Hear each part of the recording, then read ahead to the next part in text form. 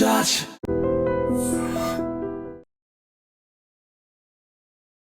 నాన్న ఐఫోన్ కొనివ్వలేదని మనస్తాపంతో ఆత్మహత్య చేసుకున్నాడు విశాఖకు చెందిన 26 ఏళ్ల యువకుడు. ఆ అబ్బాయి పేరు సాయి మారుతి కెవిన్. తన వయసు 26 సంవత్సరాలు. విశాఖపట్నం పెందుర్తి సుజాత నగర్కి చెందినటువంటి ఆ యువకుడు గత కొంతకాలంగా హైదరాబాద్లోని సినీ ఇండస్ట్రీలో పనిచేసి రీసెంట్గానే పేరెంట్స్ దగ్గరికి వచ్చాడు.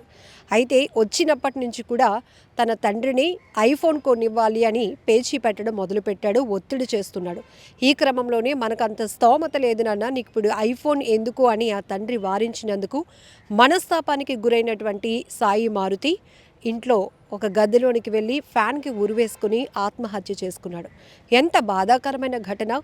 వస్తువులకు ఉన్నటువంటి విలువ, ఇంపార్టెన్స్ ప్రాణానికి ఇవ్వలేకపోతున్నటువంటి పరిస్థితిలో ఎక్కువగా యువతలో మనం చూస్తున్నాం. బైక్ కొనివ్వలేదనో, లేకపోతే పుట్టినరోజుకి పార్టీ చేసుకుంటాను, ఫ్రెండ్స్తో బయటకు వెళ్ళటానికి కావాల్సినంత ఖర్చుకు డబ్బులు ఇవ్వలేదనో, ర్యాంక్ రాలేదనో, ఇలా రకరకాల కారణాలతో వాళ్ళు క్షణికావేశంలో ఆత్మహత్యలకు పాల్పడుతూ ఉండటం చాలా బాధాకరమైన విషయం.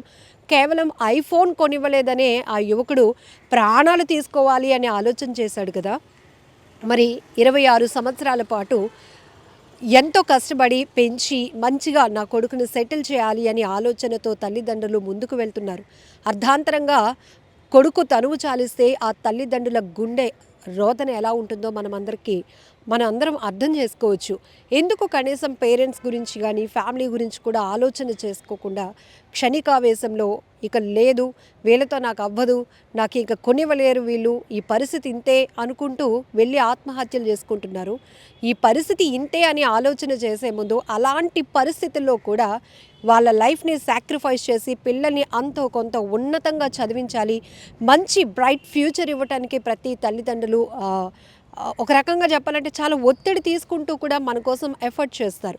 ఇవన్నీ కనిపించడం లేదు. మనం ఏదో ఎదిగేసాము, ఒక ఏజ్కి వచ్చేసాము, కొనుక్కోవాల్సిన బైక్ కొనుక్కోలేదనో, లేకపోతే కొనివ్వలేదనో, ఐఫోన్ కావాలనో, ఇప్పుడు నలుగురు దగ్గర ఫ్రెండ్స్ దగ్గరికి వెళ్ళి తను స్టేటస్ చూపించుకోవాలనే ఆతృత, ఇంట్లో ఆర్థిక పరిస్థితి ఏంటి, కుటుంబ పరిస్థితి ఏంటి, తల్లిదండ్రులు ఎంత కష్టపడుతున్నారు. సో తను ఈ స్టేజ్కి రావడానికి ఇప్పుడు ఆల్రెడీ కొంతకాలం తను సినీ ఇండస్ట్రీలో పనిచేసి వచ్చినప్పుడు అక్కడ పరిస్థితులు కూడా వాళ్ళకి అర్థమవుతాయి. ప్యాషన్తో వెళ్ళిన వాళ్ళు ఎంతోమంది అవకాశాల కోసం, ఇండస్ట్రీ కోసం హైదరాబాద్లోనే అక్కడే వెయిట్ చేస్తూ ఎదురుచూపులు చూస్తూ ఒక అవకాశం రాకుండా పోతుందా అని ఎంతో ఆవేదనతో ఆశతో ఎదురు చూస్తున్న వాళ్ళని చూసాం. ఒక పూట తిని రోజంతా గడిపే పరిస్థితిలో ఉన్న వాళ్ళని చూసాం. ఇలాంటి కష్టాలపైన ఎన్నో సినిమాలు కూడా వచ్చాయి. అంటే ప్రతి ఒక్కొక్కరికి ఒక్కొక్క ఇంట్రెస్ట్ ఉంటుంది. ప్రతి ఒక్కరూ అవకాశాలు అందిపుచ్చుకోవాలని, సినీ రంగం వైపు అవకాశాలు కావాలి అనుకున్న వాళ్ళు మాత్రం వాళ్ళ లైఫ్లో ఎన్ని కష్టాలు ఎదుర్కొంటూ ఎంతమంది చుట్టూ తిరుగుతూ ఉంటారు. ఇవన్నీ మనం చూసాం. సో ఈ అబ్బాయి సాయి మారుతి కూడా చిన్న వయసులోనే హైదరాబాద్ వెళ్ళి సినీ ఇండస్ట్రీలో పనిచేశాడు, వచ్చాడు. ఇదంతా బాగానే ఉంది. వచ్చిన తర్వాత ఇక్కడ సెటిల్ అయ్యి తను సంపాదించుకొని ఐఫోన్ కొనుక్కోవాలి అనుకోవడంలో ఎలాంటి తప్పు లేదు. కానీ అక్కడి నుంచి రాగానే ఐఫోన్ కొనిస్తారా లేదా, నాకు కావాలి అని పట్టుబట్టుకొని కూర్చోవడం, ఆ తండ్రితో నిత్యం ఈ ఐఫోన్ కోసమే గొడవ పడుతూ ఉండటం, తండ్రి మందలించి ఇది కాదురా బాబు మన పరిస్థితి ఇదిరా అని చెప్పినా దాన్ని ఒక స్ట్రెస్గా తీసుకొని మనస్తాపానికి గురై ఉరివేసుకొని ఆత్మహత్య చేసుకున్నటువంటి యువకుడు పరిస్థితి చాలా బాధాకరమైన విషయం. ఏం చూసి నేర్చుకోవాలి? ఈ మధ్యకాలంలో ఎక్కువ శాతం యువత ఆత్మహత్యలకు పాల్పడుతూ ఉండటం, బలవన్మరణాలకు పాల్పడుతూ ఉండటం చాలా బాధాకరమైన విషయం.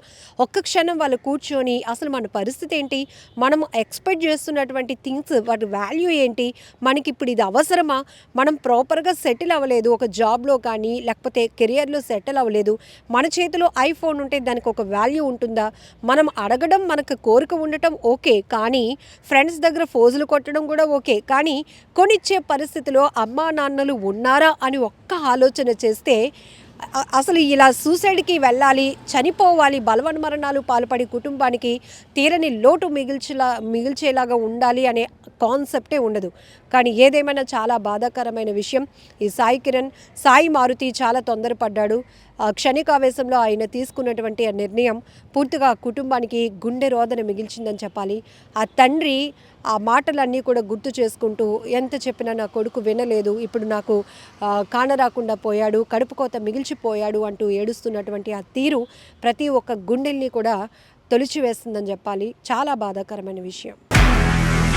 నిజంగా ప్రస్తుతం ఉన్నటువంటి సమాజం దేనికి ప్రయారిటీ ఇస్తుంది? ఆర్థిక సంబంధాల చుట్టూ మాత్రమే తిరుగుతుంది. మళ్ళీ ఎన్నికలంగానే చాలా విరక్తి కలుగుతాను. మంచి అనిపిస్తుంది కదా, లేడీస్ కూడా ఛాలెంజింగ్ జాబ్స్ చేసినప్పుడు చాలా బాగుంటది. ట్రాఫిక్ అసిస్టెంట్స్ గా నియమించిన ట్రాన్స్జెండర్స్ అందరితో సాల్యూట్ చేయించుకుంటున్నారు. ఫుడ్ డెలివరీ ఇవ్వటానికి వెళ్ళినటువంటి డెలివరీ బాయ్ అనిల్ పై కళ్ళ ముందు